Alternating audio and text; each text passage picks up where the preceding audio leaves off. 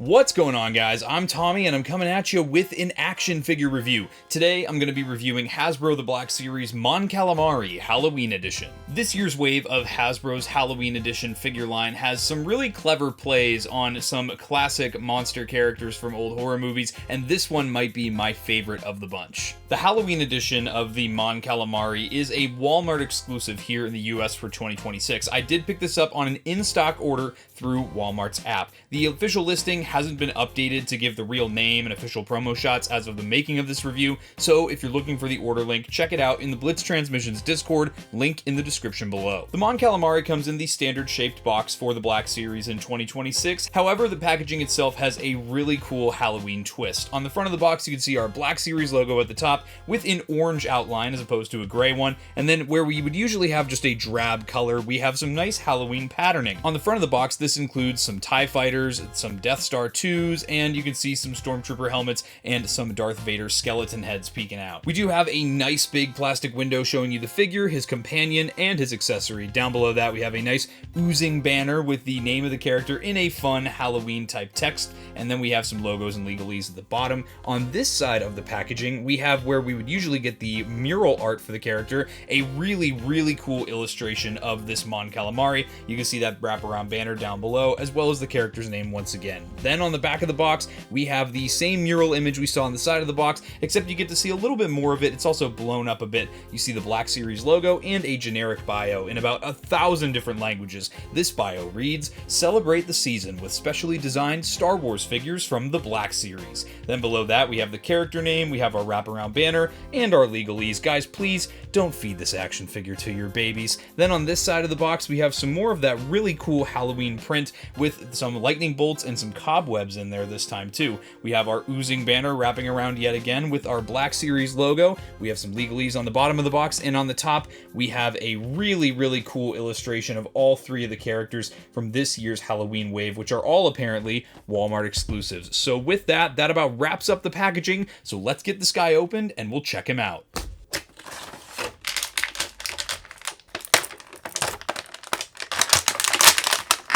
Alright guys, here's our Mon Calamari out of the packaging. Before we take a look at the figure, let's take a look at his accessories. So the weapon of choice for this guy is going to be a resculpt of the Gungan spear that came with one of the deluxe versions of Jar Jar Binks for the Black Series, and that would have come out several years ago. It comes in two pieces because of the size of the accessory. All you do is just take one of the pointy ends and just prop it into the matching peg hole on one end of the weapon, and this is what it looks like completed. It's done in a really nice gold plastic with some very nice deep pearlescent green colors for these accents here on the weapon itself. It looks really nice. It's got a good length to it, and the spear end of it as well is very cool. A very solid accessory, and because the Gungans are an aquatic species, this is a really fun one. And then of course a theme with the Halloween edition figures, and really all the different holiday figures the Black Series has put out over the past few years, has been including some sort of companion, that coming in the form of some sort of smaller character that wouldn't constitute a full figure release. In this case, we get a really clever reuse of Scuba Stev. Now, if you're not familiar with who this little guy is, he actually comes in a different colorway from the Jedi Survivor video game. Scuba Stev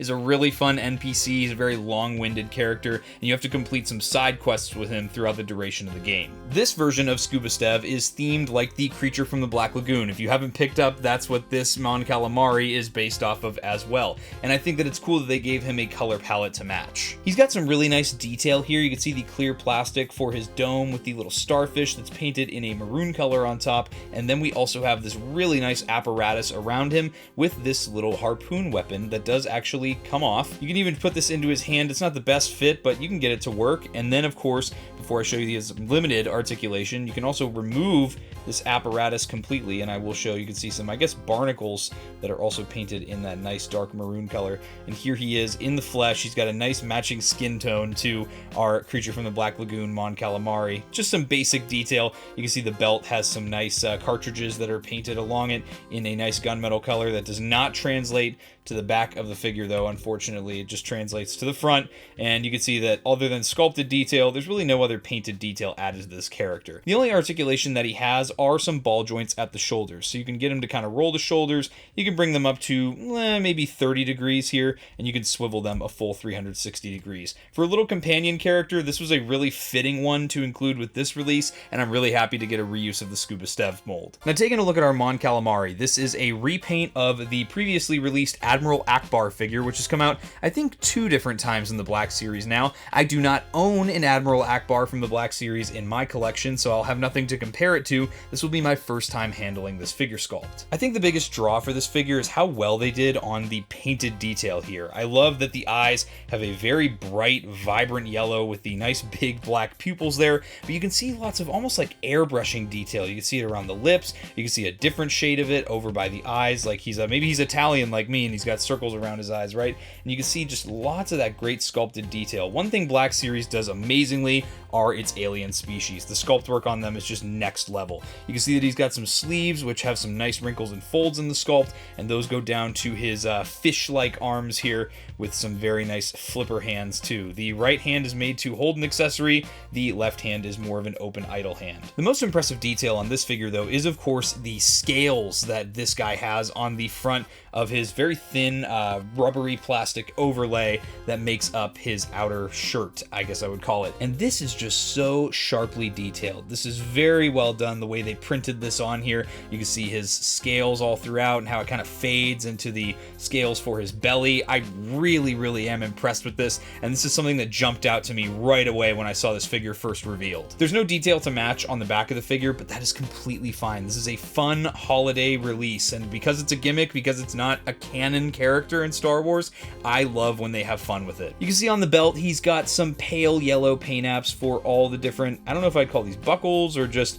different clasps on the belt here. You can see those go around, and then this overlay here is all one big piece. At the pants, he's got some pretty basic detail. We have lots of different shades of green here too. I love how many different shades they used for this character. You can see they did paint one stripe that goes down the sides of the pants on both sides. Paint detail goes all the way up to the side of the body, all the way up to the armpits, so that's interesting. And then we have just some basic boots down here. You can see he's got some floods on, which makes sense, I guess. If you are the creature from the Black Lagoon, then you would be wearing high water floods, but just some basic detail for the boots. Overall, a really good looking figure, and I'm very impressed with how he turned out. Again, just calling attention to this amazing printed detail on the front of the torso. Now let's take a look at his articulation here. So this guy actually has a fun detail. He's got an articulating jaw. It's on a little bit of a hinge, so you can't open the jaw super wide, but it's still really fun that you get it on such a goofy looking character. There's no painted detail inside the mouth, but lots of nice sculpted detail for it. His head looks like, when I lift it up, it's on some sort of dumbbell joint of sorts, so you can get some limited range out of it.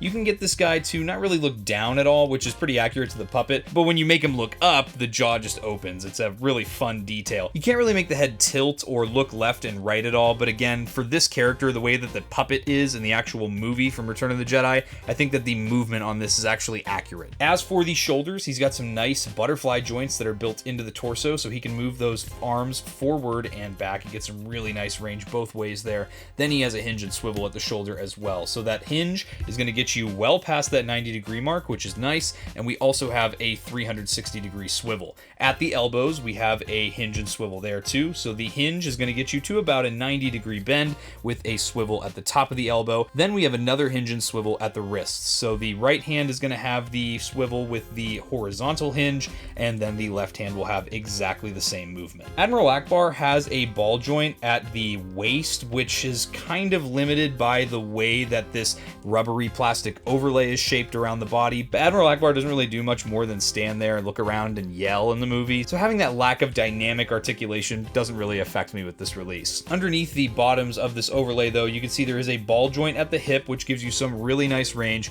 the front and back of this overlay move themselves right out of the way so that you can articulate this figure no problem. He does have a cut for a thigh swivel that's built into the pants. You can see that there. And then we have a hinge and swivel at the knees. You're going to get about a 90-degree bend, which is pretty typical for the single jointed knees, with a swivel on that as well. Then at the ankles, we have our forward facing pin for rocker, as well as a hinge, which gets you some limited forward and some limited back as well. So overall, especially considering the sculpt that this character is taken from, I think that the articulation is just fine. This is one of those kind of stand around in the background characters. He's not really an acrobatic fighter. So let's get our weapon into our Mon Calamari's hand here. So I was looking at some reference photos of the Gungans in episode 1, and it looks like they used this grip here because this is the end of the weapon, and it looks like they hold it here. I kind of thought they held it from that C-shaped part in the middle of the weapon, but this is what's accurate to what I was seeing in reference material. Now, this is a pretty decent grip on this weapon. Obviously, this figure wasn't made to hold this particular accessory, but it does still pass the shake test, no problem. Now, here's a good pose for our Mon Calamari if you just wanted him to maybe be an in-universe guard of some sort. You can see the staff weapon goes well above his head, but I think that this is a solid pose for if you wanted him to maybe be an in-universe guard character for your display. Now, he can't really hold the weapon in his left hand because of the way that the hand is sculpted, but you can still use it to kind of support the weapon in a faux two-handed holding pose, and you can get a mid-stride pose like this that looks decent. And here he is with the weapon in a one-legged running pose. The figure itself has a very good center of gravity. It's just a very stiff figure, and because of the overlays and the limited articulation on this guy, it can just be pretty difficult to get the more dynamic poses, but that's just the nature of this character design. And here's our final pose with our Guardians of the Black Lagoon. This is a really fun figure, and for this just being a fun novelty holiday release, something that I'll use as just a Halloween decoration during the months of September and October every year, it's just fun that they did a really cool one like this that plays so closely on a classic horror movie monster, and of course I love again the very detailed printing on the front of the torso. If you're a fan of fun releases like this during the holiday season, this is definitely one worth picking up. In my opinion, I think this might also be the standout of this year's Halloween wave. But with that, guys, I hope you enjoyed this review. If you did and you're not yet subscribed, subscribe to Blitz Transmissions. I've got awesome Star Wars content coming out all the time.